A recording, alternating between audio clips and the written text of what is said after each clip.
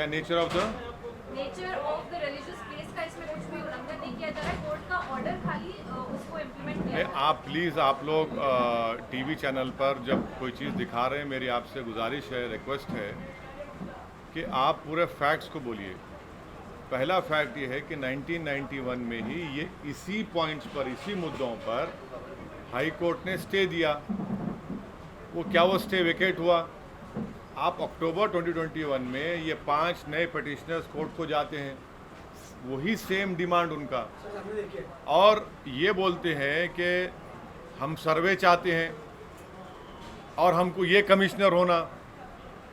जो 91 में स्टे दिया गया था, इसी बात डिमांड के ऊपर कोर्ट ने बोला नहीं, आप जाकर लोअर कोर्ट जो है ऑर्डर दे देता है।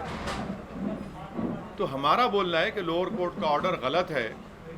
और दूसरी बात प्लीज़ समझिए कि मैं बार बार दोहरा रहा हूँ, at the cost of repetition कह रहा हूँ कि हमने पार्लियामेंट में क़ानून बना दिया कि 15 अगस्त 1947 को जो भी रिलीजियस प्लेस है उसको वैसे ही बरकरार रखेंगे, नेचर और कैरेक्टर चेंज नहीं होगा। आप मेरे को बताइए, सर्वे क्यों किया जा रहा है? फिर सर्वे किस लिए किया जा रहा है?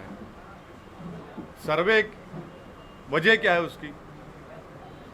91 के एक्ट में यह भी कहा गया कि अगर कोई भी किसी रिलीजियस प्लेस का नेचर और कैरेक्टर चेंज करना चाह रहा है तो उस पर एफआईआर बुक करना चाहिए।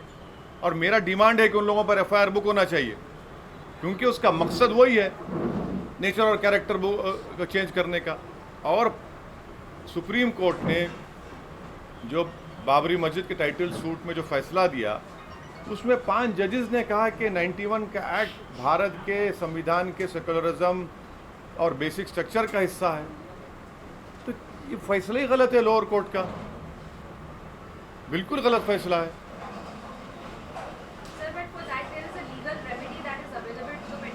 Yes, that is why the committee have rightfully gone to the Supreme Court, and the Supreme Court Chief Justice of India had referred this matter to Honorable Justice Chandrachud, and I am sure that the Supreme Court will hear what that side had to say. But as far as I am concerned, this is my opinion, my party's opinion, and also by doing such things, you are taking the country back to the era where we had faced bloodshed, communal riots, that era of late 1980s, pre-demolition and post-demolition. This is an issue which I had voiced my apprehension when the Babri Masjid judgment had come, civil judgment has come. I had said that my apprehensions are, you please look at the press conference of mine, that tomorrow everyone will say this is our Astha. This country cannot be run on the basis of Astha. This country has to be run on the basis of rule of law, the Constitution of India. Because your Astha, my Astha, then what will happen to the rule of law?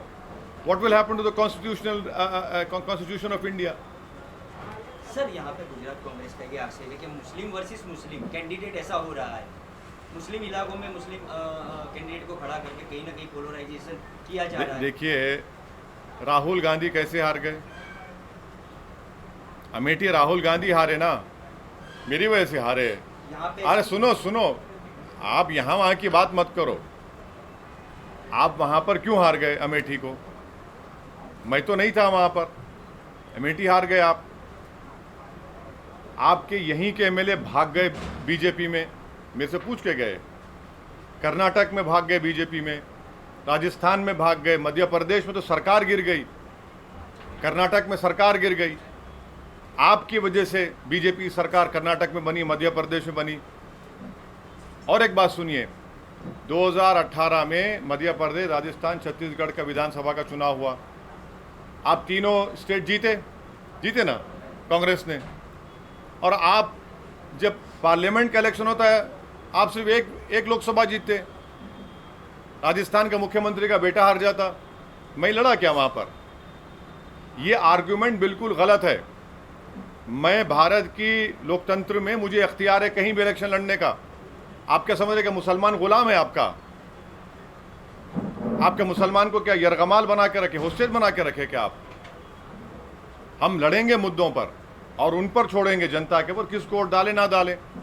आप मेरे खिलाफ नहीं लड़ते कि हैदराबाद में election लड़ते ना मेरे खिलाफ तो राहुल गांधी आके कैंपेन किए, 2-2 दिन गुजारे वहाँ पर। मैं क्या रोया क्या छोटे बच्चे की तरह, क्यों आए बोल के? है ये रोना छोड़ो, मम्मी डैडी का ज़माना ख़त्म हो गया। एंटाइटलमेंट की पॉलिटिक्स नहीं चलने वाली है।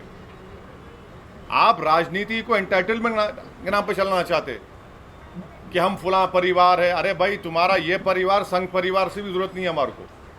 तो ये चीज़ है सर। जैसे कि चुनाव आता है तो हिजाब का मुद्दा लाती है, बीजेपी लाती है, हनुमान चालीसा लाती है, लाउड स्पीकर लाती है, अजान लाती है, तो बीजेपी जैसे मुद्दा लाती है, एमआईएम वैसे ही मैदान में आ जाती है।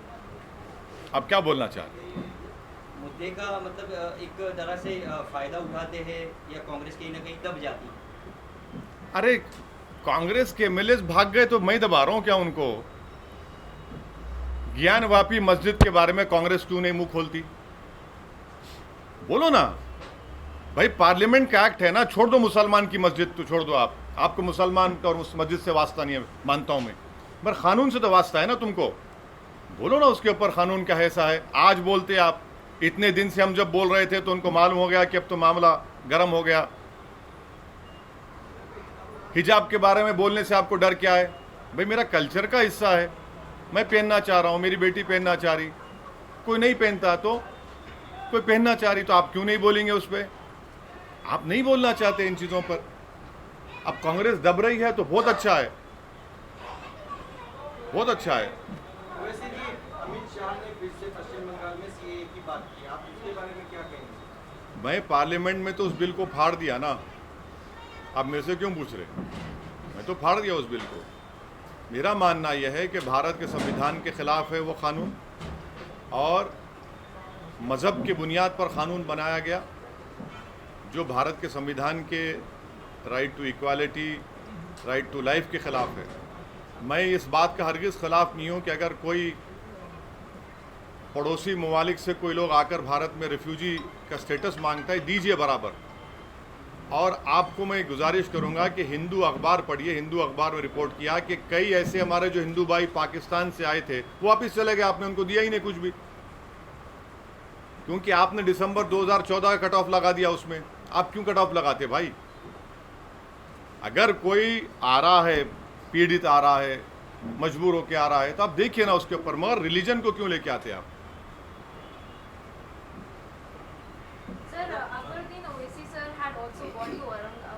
Madam, please understand. I understand your emotions. Mr. Akbaruddin Owaisi had gone to Aurangabad to lay a foundation stone for a school in which, irrespective of caste and religion, free education would be imparted to nearly, and once the building is completed, to nearly 800 to 1,000 students. That is why he went to Aurangabad. Now, unfortunately, you people have given a different color. But did he not No. I am asking you, isn't that a ASI protected monument or not? And doesn't ASI comes under Narendra Modi or not? So is he also committing something wrong?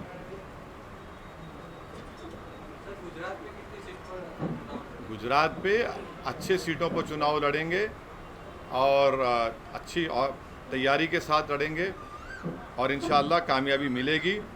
कितने seat पर लड़ेंगे, कहाँ पर लड़ेंगे, अभी बहुत जल्दी है, मगर उसका फैसला जब होगा आपको साबिर भाई बताएंगे, जो हमारे गुजरात के अध्यक्ष हैं मजलिस के।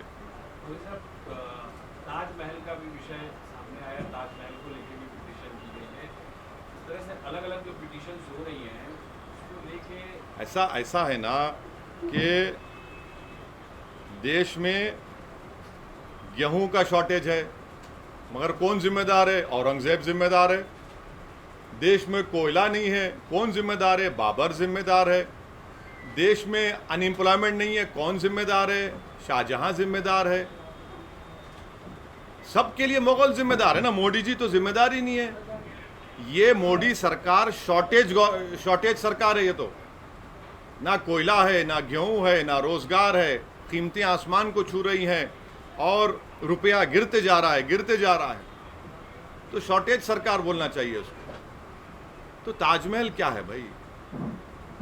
इतने साल के बाद हाई कोर्ट ने क्या कहा? देखिए, अभी मैडम का सवाल था, हाई कोर्ट में 2 जजेस ने कहा कि अब तुम कल बोलोगे हमारे चैम्बर में क्या हो रहा देखना चाह रहे हैं, उसको खारिज कर दिया। लोअर कोर्ट बोलता है नहीं, नीचे आके देख।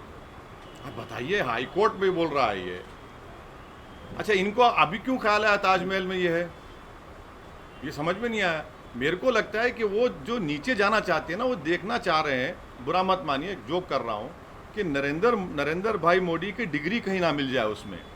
एंटायर पॉलिटिकल साइंस डिग्री जो नहीं मिलती है उसको देख रहे हैं शायद, कि भाई शायद वहाँ पर मिल जाए, वही लगता है।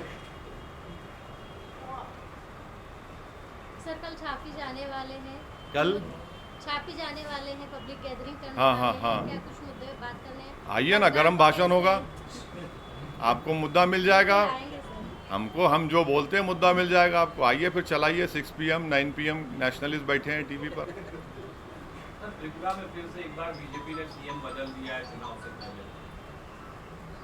तो त्रिपुरा में इतने बड़े राइट्स हुए थे, वो कंट्रोल नहीं कर पाए बीजेपी, तो अब ये उनका इंटरनल डिसीजन है, उस पर मैं क्या बोल सकता हूँ।